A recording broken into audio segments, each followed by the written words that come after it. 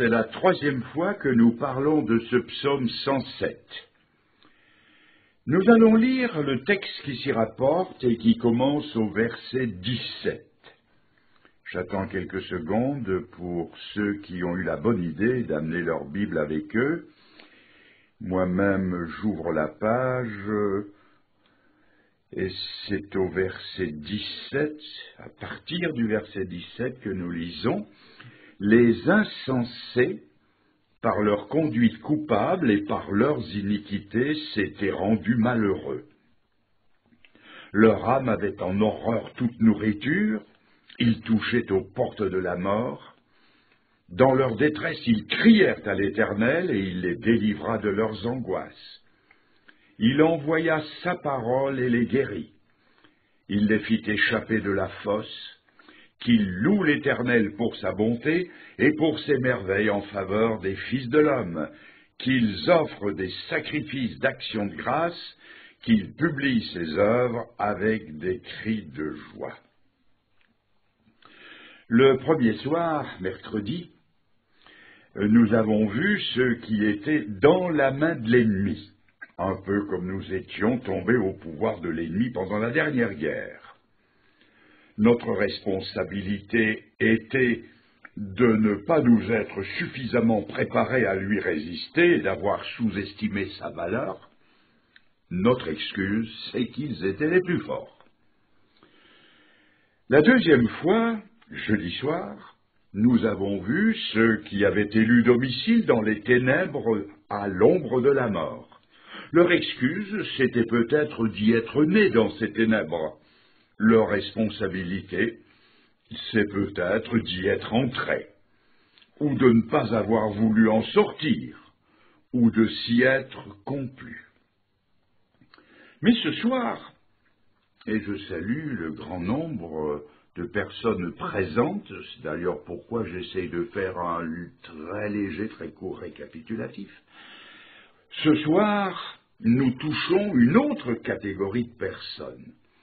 Ce sont ceux qui n'ont pas d'excuses. Ce sont ceux qui, nous l'avons lu, se sont eux-mêmes rendus malheureux par leur conduite coupable et insensée. D'où le titre de cette soirée, Mea culpa.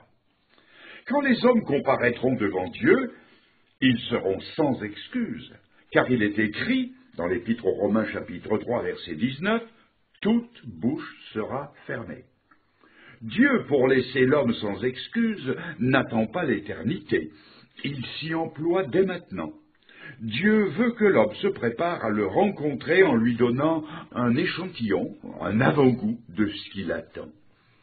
Ce que Dieu veut, c'est faire mourir les excuses, afin que l'homme soit prêt pour le jour où il n'aura plus rien à dire parce qu'il ne trouvera plus d'excuses. Dieu ne veut pas que le jugement soit chose entièrement nouvelle. Il ne veut pas que sa créature soit prise au dépourvu, et il trouvera dans l'âme et l'expérience de l'homme de quoi l'éclairer sur ce qui l'attend. Et l'homme en a bien besoin, car nous vivons dans un monde qui ne reflète en rien l'image du ciel et des choses à venir. Nous vivons dans un monde déformé, un monde de demi-mesure, un monde d'excuses, où l'on arrive à tout justifier. Toutes les vilainies, tous les crimes, toutes les faiblesses, tous les péchés. On finit par se croire dans un monde d'irresponsables, où on peut impunément rejeter l'accusation sur les autres. C'est un tel, c'est une telle, c'est lui, c'est elle, c'est les autres, c'est ceux d'en face, c'est pas ma faute, je n'y suis pour rien. C'est le langage qu'on entend en profusion aujourd'hui. Mais ici, ces gens n'ont personne d'autre à blâmer qu'eux-mêmes. Ces hommes du psaume 107 sont les artisans de leur propre malheur. En fait, ils récoltent ce qu'ils ont semé. Des semences de chardon n'ont jamais fait pousser des artichauts. Et cette loi est applicable dans les choses spirituelles, que personne ne s'imagine récolter autre chose que le jugement s'il a semé le péché. Regardez le fils prodigue de la parabole bien connue, il ne peut s'en prendre qu'à lui-même. Il ne songe d'ailleurs pas à blâmer quelqu'un d'autre. Il n'est pas corrompu au point de blâmer son père, son éducation, son entourage, ses compagnons de plaisir et de péché. Il se sait être le seul artisan de son malheur, et il ne fait pas son mea culpa sur la poitrine d'un autre. Personne ne peut être incriminé que lui seul. D'ailleurs, son salut, ce sera de le reconnaître honnêtement. Voyez-vous, l'homme a suffisamment de raisons de s'accuser sans aller chercher des raisons de blâmer autrui. Prenez ces jeunes cagoulés des émeutes de l'année dernière en France qui se sont livrés à des violences et des déprédations inqualifiables. Quel dilemme pour les juges! Certains de ces vandales étaient des jeunes gens de la meilleure société, des plus honorables familles de la ville. Qu'est-ce qui a bien pu les pousser à commettre des actes tellement contraires à l'éducation qu'ils avaient reçue? Si le péché prolifère dans l'ignorance et la misère, il trouve un terrain tout aussi favorable dans l'aisance et la richesse. La corruption morale des couches privilégiées et des cours royales d'Europe en sont un exemple indiscutable. Le cœur de l'homme est mauvais dès son enfance, dit la Bible. Et l'homme trouvera assez de péché dans son propre cœur, sans devoir dépendre des autres pour s'attirer le malheur sur sa tête. Il ne faut pas nous apprendre à pécher comme il nous faut apprendre à aimer la justice. La médisance, par exemple, n'a pas eu besoin d'aller à l'école, elle est autodidacte. Il n'y a pas que je sache de philosophie du mal. Le mal ne s'enseigne pas, au contraire, il se combat partout, mais il reste maître du champ de bataille. L'homme pêche avec autant d'instinct et de facilité que le castor construit son ingénieux barrage sur la rivière, ou que l'araignée tisse sa toile digne d'un conte de fées. L'homme a le génie du péché comme l'oiseau a le génie du vol. Depuis qu'il a été chassé du paradis, l'homme a traîné son péché avec lui partout, et il l'a mis dans toutes ses entreprises, même les plus belles, celles qui laissent percer un reste de la grandeur qu'il a reçue de Dieu. Mettez l'homme seul dans une île déserte, il péchera. Dans l'île presque inaccessible de ses pensées, il péchera encore. Qu'il entre au couvent ou dans un monastère, il emmène son péché avec lui, et tout en marmottant des prières, son esprit sera occupé des choses que sa conscience désapprouve. Ne croyez pas que j'exagère. Je vous livre le témoignage d'un homme que beaucoup envient et admirent pour le sérieux et la droiture de sa conduite. À une certaine époque de sa vie, pressé sans doute par des circonstances difficiles, il s'était laissé surprendre par le péché. Un jour, en prenant sa Bible, elle s'ouvrit dans le livre du prophète Jérémie à une page qu'il ne cherchait pas, et ses yeux tombèrent sur le verset 33 du chapitre 2, qui lui fit l'effet d'un coup de poignard dans le cœur. Et voici ce qu'il a lu. « Comme tu es habile pour chercher ce que tu aimes, et tu t'y exerces jusqu'à l'iniquité. » Il vaut la peine de relire. « Comme tu es habile pour chercher ce que tu aimes, et tu t'y exerces jusqu'à l'iniquité. » Il avait là devant ses yeux son attitude des semaines précédentes. « Que tu es habile. » Que le millénium arrive, cet âge d'or dont parle la Bible, dans lequel Satan, le grand instigateur du péché, sera lié pour 1000 ans, eh bien l'homme péchera encore, puisque Dieu devra intervenir chaque matin pour retrancher le méchant.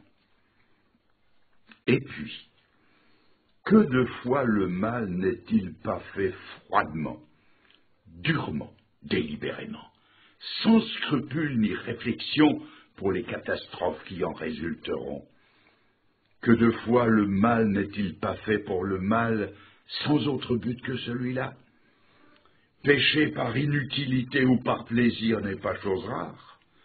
C'était le cas d'un vieux prophète rétrograde dont l'histoire nous est rapportée dans l'Ancien Testament. On la trouve dans le premier livre des Rois au chapitre 13.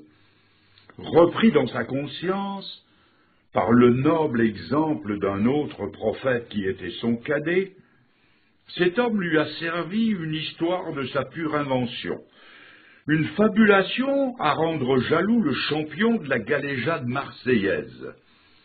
Mais c'était enveloppé dans un langage tellement biblique que ce jeune serviteur de Dieu inexpérimenté l'a cru. Mais le verset 19 de ce chapitre 13 dit, et je souligne, il lui mentait. Et ce mensonge causa la mort du jeune homme. Le péché gratuit est chose aussi commune que le péché par intérêt ou par vengeance. Que personne n'accuse personne. Certains malheurs qui nous atteignent n'ont d'autre cause que nous-mêmes. C'est ce que dit l'Épître aux Éphésiens au chapitre 2, « Vous étiez morts par vos fautes et par vos péchés. » Et les chaînes les plus lourdes sont celles qu'on s'est forgées soi-même, et les malheurs les plus pesants sont ceux qu'on s'est choisis. Pour le juste, il lui reste une consolation dans l'injustice dont il a pu être la victime. Mais, je vous le demande, quelle consolation reste-t-il pour celui qui est victime de sa propre injustice ou qui est pris à son propre piège? Le malheur, voyez-vous, c'est que nous avons sur le mal une sorte de courte vue. Nous voyons l'acte, l'avantage qu'on va en retirer dans l'immédiat, mais il faut la longue vue de la Bible pour connaître la prolongation du mal. Quand le mal est lancé, le péché décrit une ligne courbe avec effet boomerang, qui entre-temps fait boule de neige. Le pécheur lance 1 kilo de péché, qui lui revient en avalanche avec 10 tonnes de jugement. Ce qu'on ne prévoit pas, ce sont les conséquences lointaines, irréversibles et éternelles. Nous semons un péché à la dimension du temps présent et nous le récoltons à la dimension de l'infini. C'est vrai aussi dans le sens contraire et positif. Nous semons un gland et il pousse un chêne. Tout un chêne. C'est ce qu'enseigne la Bible en 2 Corinthiens chapitre 4, verset 17. Nos légères afflictions du temps présent produisent pour nous, au-delà de toute mesure, un poids éternel de gloire. Jésus disait aux serviteurs fidèles, « Tu as été fidèle en peu de choses, et je t'établirai sur beaucoup. » C'est là une règle divine invariable. Et quand nous sommes tentés de céder au péché, il faut tenir compte du rapport temps-éternité, que ce soit pour le bien ou pour le mal. Si faire ce qui est juste semble trop pesant à porter, pensez-vous que la rétribution sera moins lourde? On croit plus facile de se décharger du poids du devoir ici-bas, et on ne pense pas qu'il faudra se charger de sa contrepartie dans l'éternité. Or, que je sache, le devoir est moins lourd à porter que la condamnation. Allez demander aux condamnés qui purgent les travaux forcés à perpétuité ce qu'ils pensent du geste qui l'a conduit là. Ça lui semblait trop dur de gravir le sentier escarpé de ce qui est juste et bien. C'était plus facile de s'abandonner à la haine et à la vengeance. Mais maintenant, il mesure l'étendue de son acte. Une heure d'injustice se paie d'une vie de regret et de souffrance. Allez demander aux damnés en enfer, qui ont préféré le chemin large de la désobéissance au chemin étroit du salut. Ils vous diront qu'une vie de légèreté se paie du poids effrayant d'une éternité de malheur. Les choses se mesurent par leur résultat final, n'est-ce pas ce que disait déjà le bon La Fontaine? En toute chose, il faut considérer la fin. Ça peut sembler trop dur à un jeune homme de travailler sérieusement à ses études. Il préférera peut-être brosser les cours et courir les filles, mais plus tard il devra compenser sa négligence en travaillant plus dur, ce qui ne compensera pas son insouciance des années précédentes. Il verra ce que les autres ont atteint. Il en concevra de l'amertume, et pour avoir ce qu'il a négligé, on le trouvera dans le rang des aigris, des perpétuels revendicateurs et des insatisfaits chroniques. Il devra supporter la contrepartie de sa légèreté. Et la contrepartie du mal, mes amis, c'est le malheur. Ce sont là des lois inviolables. Vous me direz peut-être, Fernand le Grand, l'expérience offre souvent un démenti à vos affirmations. Vous me direz, moi j'ai vu au contraire le mal rapporter gros, créer la richesse et donner du renom. Le psaume 73 l'avait dit avant vous, avant nous. Je vais vous lire un extrait écrit il y a 3000 ans. Je lis. Voilà ce qu'écrit le psalmiste après réflexion. J'étais sur le point de glisser, car je portais envie au bonheur des méchants. Tiens, le bonheur des méchants. Rien ne les tourmente. Ils n'ont aucune part aux souffrances humaines. Ils ne sont pas frappés comme le reste des hommes. Aussi, l'orgueil leur sert de collier. Les pensées de leur cœur se font jour.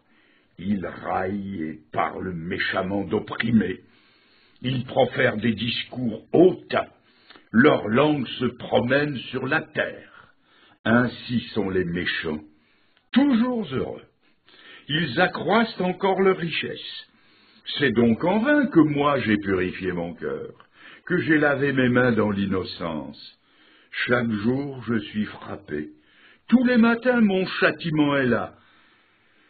Quand j'ai réfléchi là-dessus pour m'éclairer, la difficulté fut grande à mes yeux, jusqu'à ce que... Et voici la fin, les versets 11 à 19.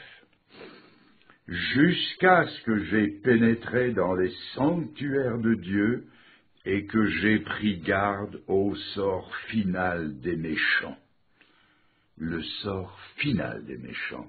Oui, tu les places sur des voies glissantes, tu les fais tomber et tu les mets en ruine. Qu'il le veuille ou non, c'est son malheur que l'homme bâtit s'il construit avec les matériaux du péché. L'homme est un géant dans ce sens qu'il bâtit pour l'éternité. Sachant ces choses, quels soins ne devrions-nous pas prendre pour fuir la folie, nous attacher au bon sens et écouter les conseils de Dieu? Mais les hommes s'attachent à leur folie. Ils semblent parfois mettre dans leur vie le plus d'atouts possible pour atteindre plus sûrement le malheur. Leur conduite défie la raison et la catastrophe en est l'aboutissement.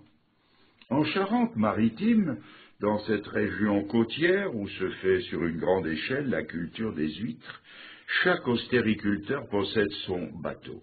Une dame de la région m'a raconté l'histoire insensée de cet homme qui avait acheté un nouveau bateau à Royan et qui vint en prendre livraison et qui voulut le ramener de suite chez lui. Quelques amis l'accompagnaient. C'était le moment le moins favorable, la marée descendante. Il allait faire nuit, et comble de folie, il n'y avait pas assez d'essence dans le réservoir. Ils avaient mis de leur côté tous les éléments pour que le voyage se termine en tragédie. Délaissant les conseils d'amis qui voulaient les retenir, ils partirent. Et ce qui devait arriver est arrivé. On retrouva leur corps sur le rivage et le bateau brisé sur les hauts fonds et les rochers. Sur un autre plan, des gens s'arrangent pour faire de leur vie un échec. Il y a quelques semaines, j'ai vu un jeune couple prendre une décision, je ne m'étends pas sur la chose, mais une décision qui ne pouvait que faire éclater leur union. On les retrouvera dans quelque temps, le cœur ulcéré, leur foyer brisé et leur jour de bonheur envolé pour toujours. Lorsque le célèbre cascadeur et aventurier Philippe de Dieuleveux et ses coéquipiers mirent leurs pneumatiques à l'eau dans les rapides d'Inga au Congo, ils firent ce que personne n'avait jamais tenté avant eux. Ils savaient qu'ils prenaient des risques maximum, au point que l'un d'eux se retira de l'expédition au dernier moment. Et il fut le seul à avoir la vie sauve. Les autres ne furent jamais retrouvés. Et si quelqu'un lance la barque de sa vie dans les rapides du péché, il ne faut pas s'étonner si son âme va s'écraser sur les rochers du jugement. Et sur le plan spirituel, la même chose se passe. À quel prix méprisable! Certains estiment-ils donc leur âme et l'éternité pour faire fi du bon sens le plus élémentaire? Voudraient-ils se perdre sciemment qu'ils ne feraient pas mieux et qu'ils ne feraient pas autrement? Car le plus grave des péchés, c'est, comme le dit le verset 11, c'est, je lis, se révolter contre la parole de Dieu et mépriser le conseil du Très-Haut. C'est tourner le dos à Jésus-Christ, le seul nom qui ait été donné aux hommes par lequel nous puissions être sauvés, et ainsi s'exclure de toute possibilité de salut. De quelle hargne contre eux-mêmes sont-ils donc animés pour agir ainsi? Un homme riche haïra-t-il ses biens et invitera-t-il les pilleurs et les voleurs au rendez-vous de ses richesses? Or, notre âme, c'est le seul bien que nous soyons sûrs de garder toute l'éternité. Tout le reste va disparaître, mais le caractère que nous aurons façonné ici-bas et celui que nous aurons laissé façonner par Jésus-Christ, c'est tout ce que nous emporterons. Qu'emportera votre âme à son départ? L'image de Jésus-Christ ou l'empreinte indélébile de la révolte, de la légèreté, de l'avarice, du vice, de la bouderie, de l'insatisfaction chronique, de la mondanité, et j'en passe. Voyez le danger signalé au verset 18. Il touchait aux portes de la mort. Touché aux portes de la mort avec l'âme marquée des stigmates du péché, une âme vierge des grâces divines, passée de l'autre côté de la porte pour vivre éternellement avec ses marques et avec ce vide. Heureusement que le verset 20 marque un changement. Je lis, « Il envoya sa parole et les guérit. » Et c'est encore ce que Dieu fait aujourd'hui.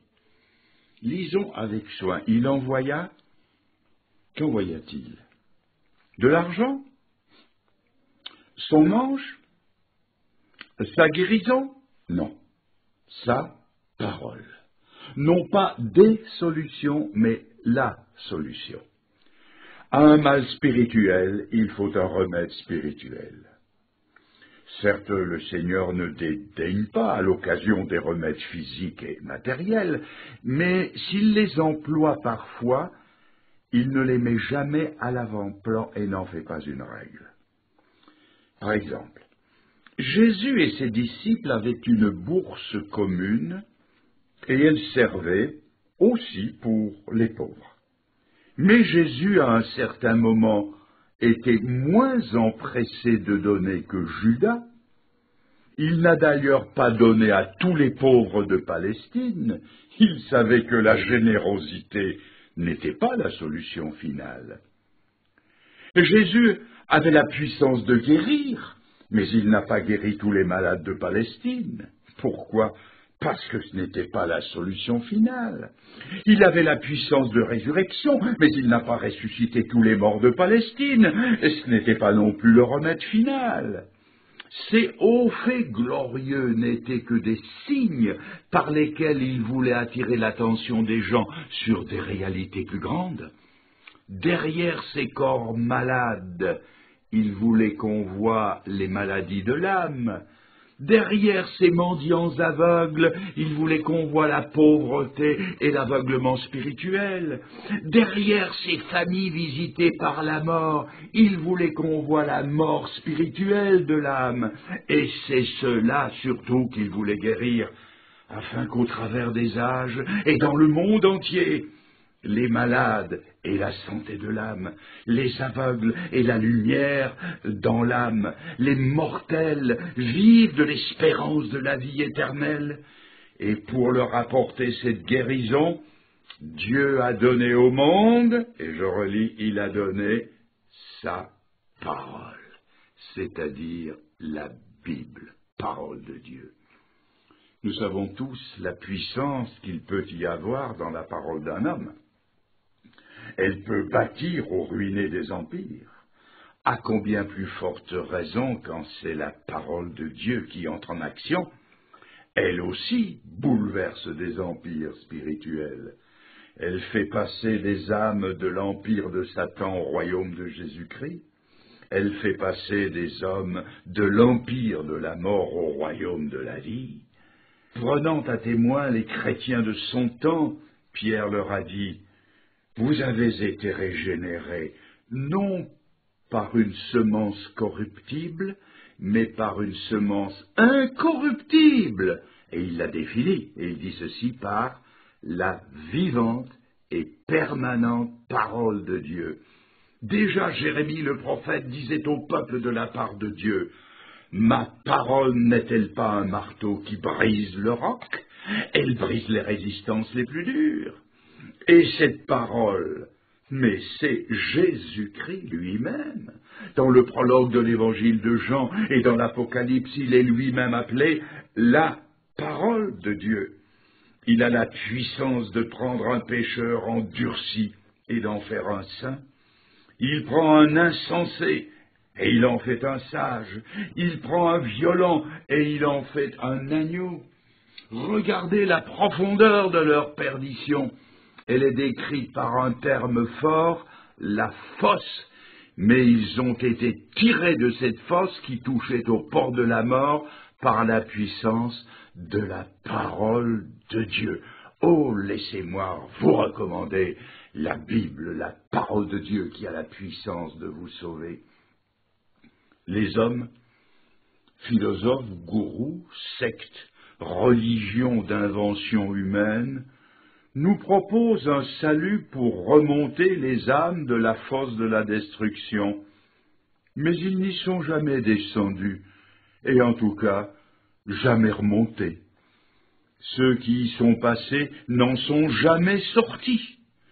Les hommes vous proposent un salut pour vous éloigner des portes de la mort. Mais comment le pourraient-ils, puisqu'ils n'y sont jamais passés? Ce sont des discours sans force, qui équivalent à lire un traité de natation à quelqu'un qui se noie. Et si Jésus-Christ peut arracher quelqu'un de la fosse où il est tombé, c'est parce que lui, il y est descendu. S'il peut éloigner quelqu'un de la porte de la mort, c'est parce que lui, il y est passé victorieusement lors de sa résurrection. Ce que Dieu donne, c'est un salut qui va jusque dans l'âme de la perdition, tout au fond, pour y arracher sa victime. Jésus-Christ est entré au cœur de nos problèmes, parce qu'il est entré au cœur de nos péchés. Il peut nous en sauver parce qu'il les a pris à son compte et les a expiés, ce qu'aucun homme, aucune philosophie, aucune morale ne pourra jamais faire, tandis que lui, il est venu là où nous étions. Ce péché que nous avions semé, il en a porté la récolte écrasante sur la croix. Le salaire du péché, c'est la mort, et il en est mort, lui qui ne devait pas mourir, parce qu'il n'avait pas péché, mais il a pris nos péchés. Il est pour l'homme perdu ce que la cage est pour les mineurs de fond dans nos houillères, l'instrument du salut qui descend au fond de la mine, où les hommes sont, et qui les prend en charge et les remonte à la surface. Je veux maintenant vous poser une question. Elle est difficile à poser, Il ne vous sera pas facile de répondre. Mes amis, dans quelle fosse êtes-vous tombés? Vous me direz peut-être, Fernand Legrand, après ce que vous avez dit, je ne veux pas blâmer les autres, mais oui, je sais. Je sais ce que vous allez me dire. D'autres vous y ont fait tomber dans la fosse. C'est plausible, car cela aussi est écrit dans la Bible. Jésus a dit, si un aveugle conduit un autre aveugle, ils tomberont tous les deux dans la fosse. Peut-être vous êtes-vous laissé conduire aveuglément par quelqu'un qui n'en connaissait pas plus que vous. Vous avez ajouté foi à des choses que vous n'avez pas vérifiées pour savoir si elles étaient exactes. Vous n'avez pas fait comme les gens de la ville grecque de Bérée, dont il est rapporté favorablement, et je vous lis, ils examinaient chaque jour les Écritures pour voir si ce qu'on leur disait était exact. Ne seriez-vous pas tombé dans la fosse mentionnée dans le psaume 7, versets 15 et 17? Le méchant prépare le mal. Il ouvre une fosse. Il la creuse pour un autre, et il tombe dans la fosse qu'il a faite. Son iniquité retombe sur sa tête, et sa violence redescend sur son front. Ne vous est-il pas arrivé de maudire quelqu'un en secret, de lui avoir souhaité de rater ses examens, de perdre sa place, de se casser une jambe? Et voilà que c'est vous qui y êtes tombé dans la fosse creusée. La Bible dit encore, celui qui creuse une fosse y tombe, et la pierre revient sur celui qui la roule, même si cette fosse n'était creusée qu'en pensée. Dans quelle autre fosse peut-on tomber? Oh, je n'ai pas de nom à vous proposer, mais je sais que, quel que soit son nom, Jésus-Christ est descendu, car voici comment il exprime, lui qui était sans péché, toute l'horreur de sa prise de contact avec nos péchés. On trouve ça dans le psaume 69, psaume prophétique. Je suis tombé dans une fosse, j'enfonce dans la boue sans pouvoir me tenir. La croix de Golgotha a été pour son âme sainte un gouffre d'iniquité dans lequel il est descendu. Lui qui n'avait pas péché, il a été fait péché pour nous, dit 2 Corinthiens 5, verset 21. Il a pris notre place dans la condamnation pour que nous puissions prendre la sienne devant Dieu, pour que nous puissions dire avec le psalmiste, psaume 40, verset 3, « Il m'a retiré de la fosse de destruction, du fond de la boue. Il a dressé mes pieds sur le roc, il a affermi mes pas, et il a mis dans ma bouche un cantique nouveau. Voici ce qu'il peut, voilà ce qu'il peut aussi faire pour vous, ce qu'il a fait pour moi. Mais cette puissance qui émane aujourd'hui encore de la parole de Dieu, si elle est surnaturelle, et elle l'est, elle n'a cependant rien de magique ou d'automatique. La puissance de l'Évangile dans une vie est liée à sa réception. Dieu a envoyé son Fils dans le monde, mais le monde n'a pas été guéri pour autant. Pourquoi? Parce que il est écrit dans le prologue de Jean, chapitre 1, versets 10 et 11, parce que le monde ne l'a pas reçu. Le salut est lié à la réception, comme au psaume 107, ils crièrent à l'Éternel et ils furent sauvés. Et sauvés vous serez si vous recevez le Sauveur dans votre vie. Le médecin Luc nous rapporte au chapitre 23 de l'Évangile qui porte son nom que 2 malfaiteurs tombés dans la fosse des condamnés à mort ont subi la terrifiante sentence de la crucifixion. Si profond était leur endurcissement qu'ils maudissaient celui qui était crucifié entre eux deux. Mais l'un d'eux a tout à coup mesuré l'abîme éternel dans lequel il allait tomber, et il s'est produit en lui un revirement à 180 degrés. Il a repris l'autre pour ses injures et ses blasphèmes, et il lui a dit, « Ne crains-tu pas Dieu, toi qui subis la même condamnation? Pour nous c'est justice, nous recevons ce qu'ont mérité nos crimes. Mais celui-ci n'a rien fait de mal, n'a rien fait qu'il ne se dût faire. » Il se tourna alors vers Jésus, qui à côté de lui expiait ses fautes à sa place, et comme ceux du psaume 107, il lui adressa le pathétique SOS de son âme. « Seigneur, souviens-toi de moi quand tu viendras dans ton règne. » Et lui aussi fut délivré de ses angoisses. Lui aussi reçut des lèvres de celui qui sera le juge de l'univers l'acquittement le plus total qu'un homme puisse jamais espérer. Des lèvres quasi exsangues du Seigneur tombèrent ces paroles de libération. « En vérité, je te le dis, aujourd'hui tu seras avec moi dans le paradis. » Il est dit de Jésus qu'il est le même hier, aujourd'hui, éternellement. Cela veut dire que n'importe qui, dans quelque fosse qu'il soit tombé, peut à son tour, et sur le champ, être pardonné et sauvé pour l'éternité, si, comme les insensés du psaume 107 et le brillant de l'Évangile, il reconnaît ses péchés et crie à Jésus pour en être délivré. Que cela soit la part de chacun parmi nous ce soir, que personne ne se prive de l'occasion de faire la paix avec Dieu et de rentrer ce soir, le pas léger, le cœur léger, en route pour le ciel.